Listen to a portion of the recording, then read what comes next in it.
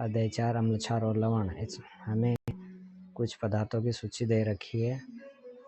उस सूची के आधार पर हमें इनमें खट्टे पदार्थों को चौकोर बॉक्स में तथा अन्य पदार्थों को गोल सर्कल के अंदर लिखना है। तो नींबू का रस खट्टा, संतरे का रस खट्टा, सेर का खट्टा, दही खट्टा, इमली खट्टी,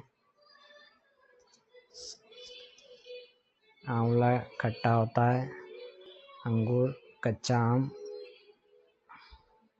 तो इनको हम चौकोर बॉक्स के अंदर लिखेंगे। शेष पदार्थों को शक्कर, नमक, खाने का सोडा, खीरा, इसको गोल घेरे के अंदर लिखेंगे। आगे इसी सूची ऊपर जो सूची दे रखी है उसमें से कोई 5 पदार्थ चुनकर उनके स्वाद के बारे में और का अनुमान लगाकर वो अम्ल, क्षार या लवण है उस पर टिक करना है। तो मानो कि हमने पहला पदार्थ लिया संतरे का रस।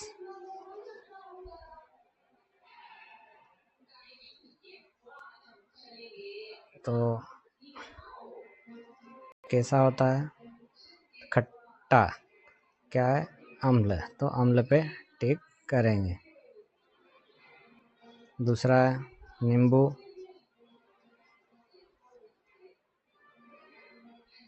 अब हम देखते हैं वस्तुनिष्ठ प्रश्न। इसमें सही विकल्प चुनकर लिखिए। तो चींटी के काटने पर हमारे शरीर में कौन सा अम्ल छोड़ती है? तो इसका सही ऑप्शन है फॉर्मिक अम्ल। अगला है वे पदार्थ जिसका स्वाद खट्टा होता है, ऐसे पदार्थों की रासायनिक प्रकृति होती है। तो ऐसे पदार्थों की रासायनिक प्रकृति होती है अम्लीय।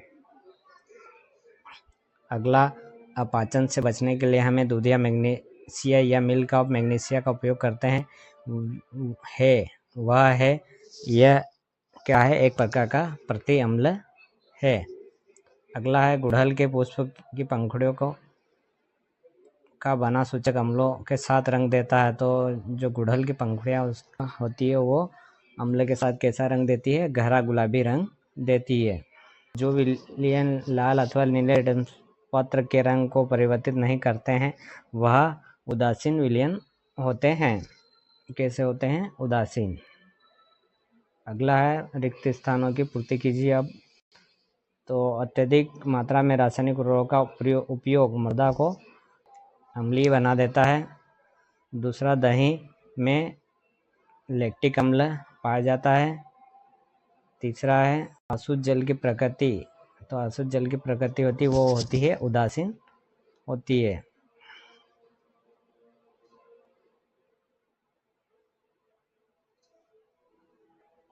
चौथे में आएगा क्षारीय और 5वें में आएगा लवण।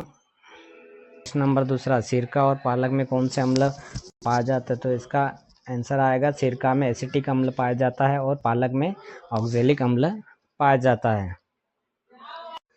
तीसरा प्रश्न, यदि मृदा क्षार की हो तो इसमें क्या मिलाया जाए जिससे मृदा में अम्ल निर्मुक्त हो जाए? तो इसका आंसर है यदि मृदा क्षारीय हो तो इसमें जैव पदार्थ कंपोस्ट खाद मिलाए ताकि यह मृदा में अम्ल निर्मुक्त कर सके जो क्षारीय प्रकृति को उदासीन कर दे। होता है नीले लिटमस पत्र को एक विलयन में डुबाया गया वह नीला ही रहता है। लिटमस पत्र में कोई रंग परिवर्तन न होने का क्या कारण है? तो रंग परिवर्तन न होने से आशय या तो वह विलयन क्षारीय है या उदासीन है। 5वां प्रश्न, कपड़ों पर लगे हल्दी के दाग साबुन के साथ धोने पर वह लाल हो जाता है, कारण स्पष्ट रूप से लिखिए। तो इसका आंसर है हल्दी एक प्राकृतिक सूचक है। हल्दी में उपस्थित करक्यूमिन सारी स्थितियों में रंग बदलता है क्योंकि साबुन सारी प्रकृति का होता है इसलिए रंग बदल जाता है। सूचक से आज क्या समझते हैं? 2 प्राकृतिक सूचकों के नाम लिखिए। तो अम्ल, इसका उत्तर है अम्लीय क्षारीय पदार्थों के परीक्षण के लिए जिन पदार्थों का उपयोग किया जाता है उसे सूचक कहते हैं।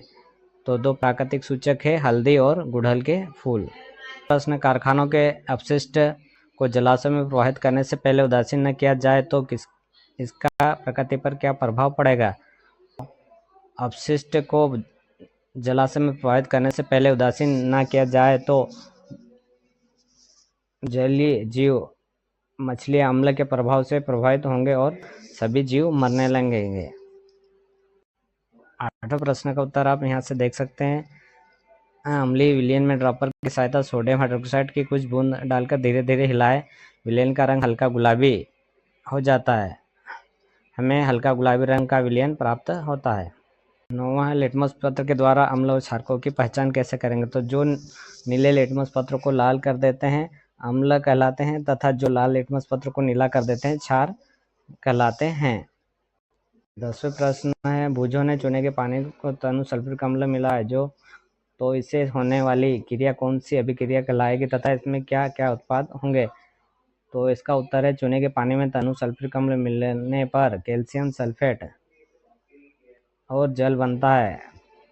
यह प्रतिक्रिया के दौरान अत्यधिक ऊष्मा निकलती, यह अभिक्रिया ऊष्माक्षेपीय अभिक्रिया कहलाती है। तालिका दे रखी, इसमें कौन सा अम्ल, इस तालिका में कुछ क्षारक दे रखे हैं, वो किस पदार्थ में पाया जाता है ये हमको लिखना है। तो कैल्शियम हाइड्रोक्साइड पाया जाता है चूने के पानी में, अमोनियम हाइड्रोक्साइड पाया जाता है क्लीनर में, सोडियम हाइड्रोक्साइड, पोटेशियम हाइड्रोक्साइड होते हैं साबुन में, और मैग्नीशियम हाइड्रोक्साइड होता है दूधिया मैग्नीशियम में।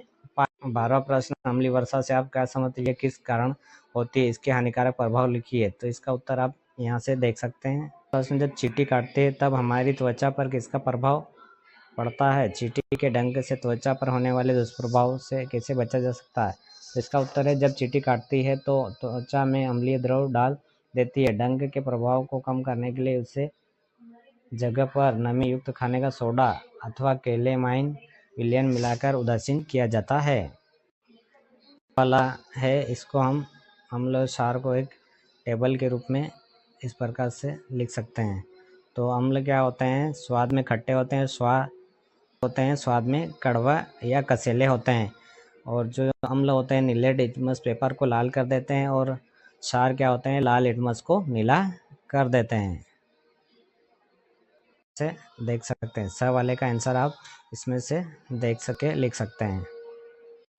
अब 14 नंबर का है प्रश्न, गुड़हल के पुष्प द्वारा बने सूचक से आप तालिका में दिए गए पदार्थों की पहचान कर निष्कर्षों को लिखिए। तो चुने के पहला है पदार्थ है नींबू का रस। तो ये जो है गुड़हल के फूल के साथ गहरा गुलाबी रंग देता है, इसकी प्रकृति होती है अम्लीय। दूसरा है शैम्पू। तो शैम्पू गुड़हल के पुष्प के साथ हरा गुलाबी रंग देता है और इसकी प्रकृति होती है क्षारीय।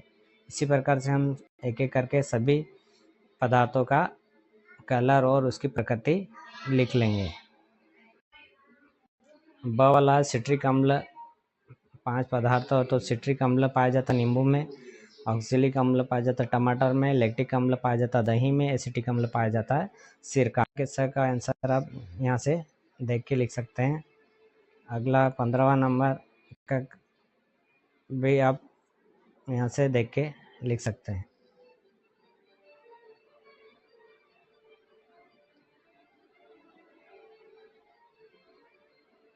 फिर 15 नंबर का क्वेश्चन है, तो वर्षा जल इसलिए अम्लीय हो जाता है क्योंकि CO2, रेसोटो और NO2 गैस वर्षा में घुलकर इसे अम्लीय बना देती है।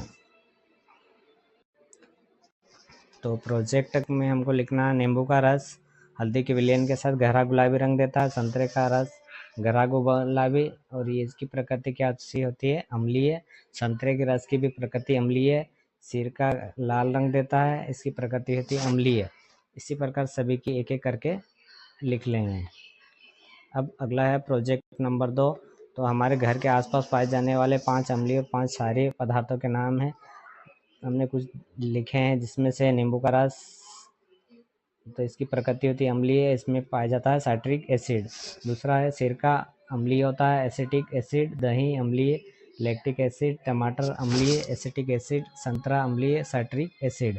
इसी प्रकार साबुन में सार पदार्थों के नाम है साबुन, क्षारीय, और इसमें होता है सोडियम हाइड्रोक्साइड।